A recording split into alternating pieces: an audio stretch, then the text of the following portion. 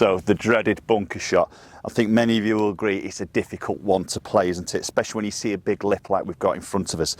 So I'm going to give you 3 top tips that's going to get you out of the bunker first time, every time. Okay, so tip number 1, really important one, is definitely making sure you understand to use the bounce on the golf club. So what is bounce? It's that angle on the sole, basically, how that back edge of the sole is lower than that leading edge. Now, every wedge has a different amount of bounce on there, but ultimately we want to be using that, especially in the bunker. So we want to definitely have like what we feel like a more of a slapping sound of the sand. We don't want to have that dig. We don't want that leading edge digging in, where there's no bounce on the golf club. It's sharply in edge, a dig, and then the divots in the sand tend to be really, really deep.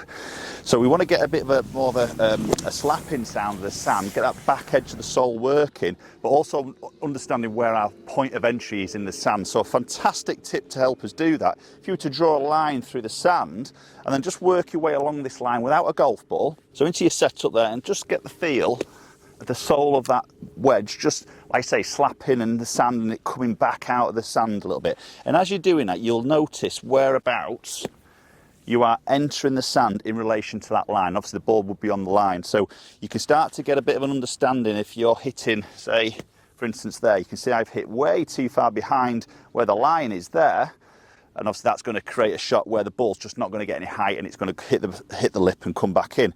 Or you might be in a position where there's actually hardly any contact at all. Obviously you're going to thin the golf ball, or your contact might be then past the line. Again, you're going to create a lot of thins. So working your way along this line, there's that lovely sound, that sort of slap sound. I can feel that back edge really interacting with the sand. These are all entering about 2-3 inches behind that golf ball, or behind that line. And I know that's going to help when we get to this golf ball. There we go. Lovely strike, lovely soft landing.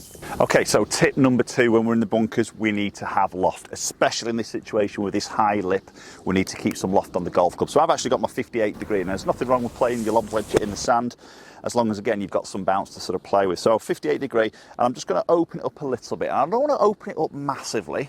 I'm just going to add a little bit of loft to this address. But what I am going to do, and this is an absolute game changer if you tend to struggle to get height on those floaty greenside shots, is to get that trail hand and have it a little bit more on top. So what we would sometimes reference as a little bit more of a weaker grip on the trail hand, and that basically helps us to keep loft on the club throughout the stroke, because the last thing we want to be doing is turning that club over, turning the loft down, because the ball's going to come out low. So we've got to keep that loft on there. So I'm going to open it up a little bit, and then I'm going to get that right hand, my trail hand, over the top a little bit more, so weaker position, and you'll be able to see now how that helps to keep loft on the golf club. And then I'm just going to feel like I can let the club head just pass under my hands through that impact. Again, that helps us to keep loft. So if we were to rotate it, you can see that turns the club over, takes the loft off, ball's going to come out low. So a little bit of opening of the face, weaker on that trail hand, and just let that club release under. Oh, and that's come out so floaty. Really feel it just slide under, get that slapping sound that we've just talked about in tip number 1, and that came out beautifully. So that leads us on to tip number 3, and this again is an absolute crucial one to get out the bunkers. Now, understand a lot of golfers struggle for this shot, so confidence levels are really low. So when they make the actual stroke itself, there's just not really much of a follow through. It tends to be a little bit more of a sort of stop here at the golf ball. So we've got to follow through. We've got to keep that club moving forward, and we've got to keep that body just turning, and that's the key. Keep the turn of the body coming through the shot. So we're coming down, we're working on that, exiting the club sort of under the hand a little bit, and we just keep turning. So you can see how I present myself to the target a little bit more. So it's not here, staying down, flicking at it.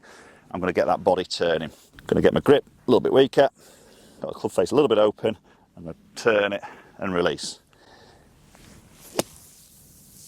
And that's beautiful again. Build up the confidence. Get that slapping sound to start with, get the sole of that club really working through that sand, keep the loft on the club, and then keep turning through and build that confidence.